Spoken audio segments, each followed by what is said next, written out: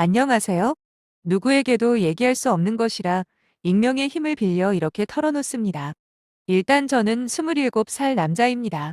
대학을 다니던 중에 취업이 되었고 졸업 후에 안정적인 직장을 다니고 있습니다. 제가 공부를 열심히 했던 것은 새엄마 때문이었습니다.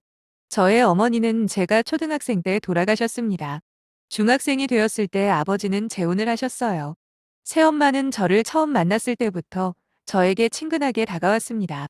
화장을 곱게 한 모습으로 나타난 새엄마는 저를 꼭 아들 삼고 싶다고 하셨어요. 제 눈에는 새엄마가 눈이 부실 정도로 아름다운 분이었습니다. 저희 아빠도 새엄마에게 참 잘하셨어요. 그런데 단란한 가정을 이루었던 것도 잠시. 제가 고등학생이 되었을 때 저희 아빠는 사업이 부도가 나서 빚쟁이들에게 쫓겨 행방불명이 되었습니다. 지금까지도 아빠의 생존 여부를 알지 못하고 지냅니다. 아빠가 그렇게 되고 저는 고아가 될 줄 알았습니다. 하지만 저희 새엄마는 저를 버리지 않으셨어요. 피 한 방울 안 섞인 저를 위해 지극정성인 새엄마였습니다. 여자 혼자 힘으로 힘들게 저를 뒷바라지해주는 엄마를 위해 저는 고등학교만 졸업하면 돈을 벌 생각이었습니다. 이런 얘기를 엄마에게 했다가 엄청 혼이 났습니다.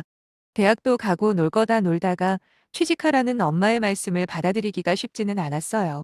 먹고 살기 위해 밤 늦게까지 일하고 들어와 여기저기 아프다고 하시는 엄마에게 항상 죄송한 마음이었습니다.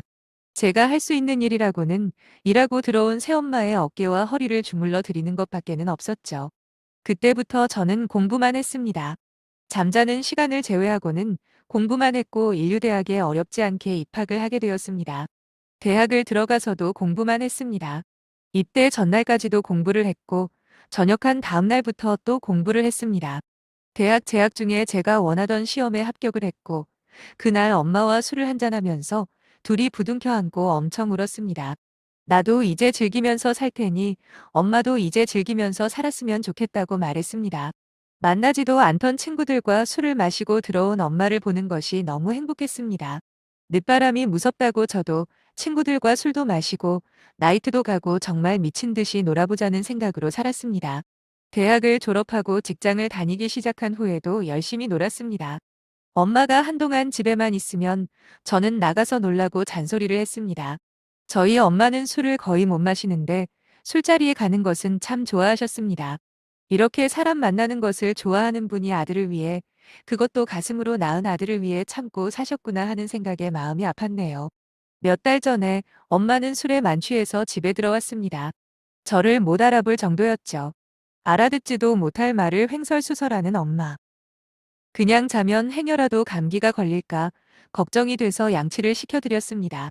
방으로 데리고 가서 편한 옷으로 갈아입히려고 하는데 엄마가 넌 또 누구야? 너도 내가 탐나냐? 하여튼 남자란 것들은 내가 혼자 산다니까 쉬워 보여? 대충 이런 내용의 술주정이었습니다. 저를 못 알아보는 엄마가 웃기기도 하고 혀 꼬부라진 말투가 귀엽기도 했네요. 아이고, 여사님, 우습긴요. 편하게 주무시라고 옷 갈아입혀 드리는 거예요. 딴짓 안 할 테니 걱정 마세요. 저는 터지는 웃음을 참고 이렇게 말했는데 거짓말 마. 내 몸이 탐나서 그러는 거겠지. 어린 놈이. 히히히. 하시더군요. 저 그런 놈 아닙니다. 여자와 사귀더라도 의리 있게 사귀는 놈이에요. 라고 했습니다.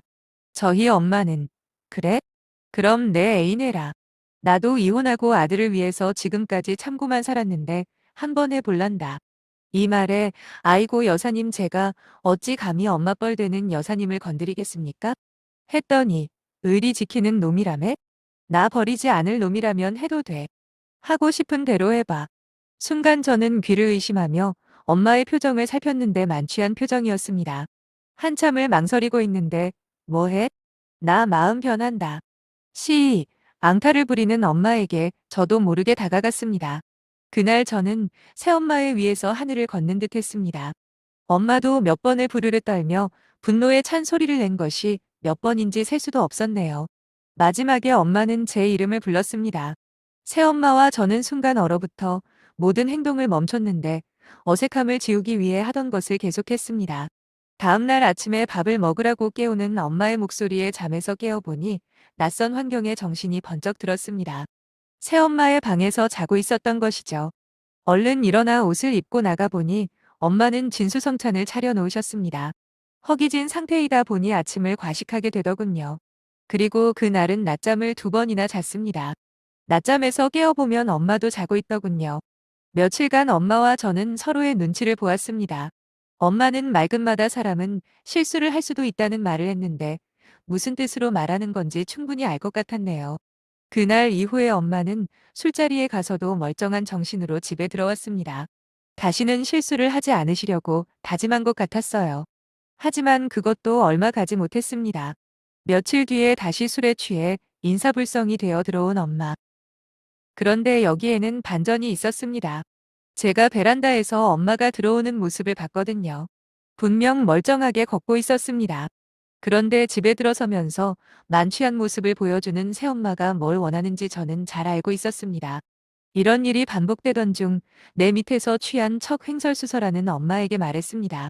엄마, 이제 취한 척하지 말고 우리 그냥 솔직해지자. 엄마는 저와 눈을 맞추고 눈가에 주름이 자글자글해 지도록 눈웃음을 지으며 고개를 끄덕였습니다.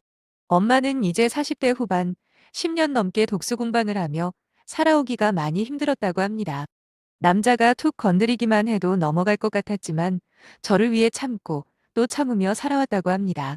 술자리에 나가기 시작하면서 숱한 유혹이 있었지만 끝내 뿌리쳤다고 합니다. 첫날도 엄마는 많이 취하지 않으셨다고 하더군요. 다른 남자를 만나면 우리 가정이 흔들릴 지도 모른다는 두려움과 원하는 것 사이에서 고민하다가 선택한 길이었다고 합니다. 저는 엄마에게 잘했다고 말했습니다. 고맙다고 말했습니다. 엄마를 위해 더 노력하겠다고 말하며 엄마를 안아주었습니다. 제품에서 어깨를 들썩이며 울고 있는 엄마에게 우리 그럴 때만큼은 모든 관념을 내려놓자고 말했습니다. 엄마는 훌쩍이며 고개를 끄덕였습니다.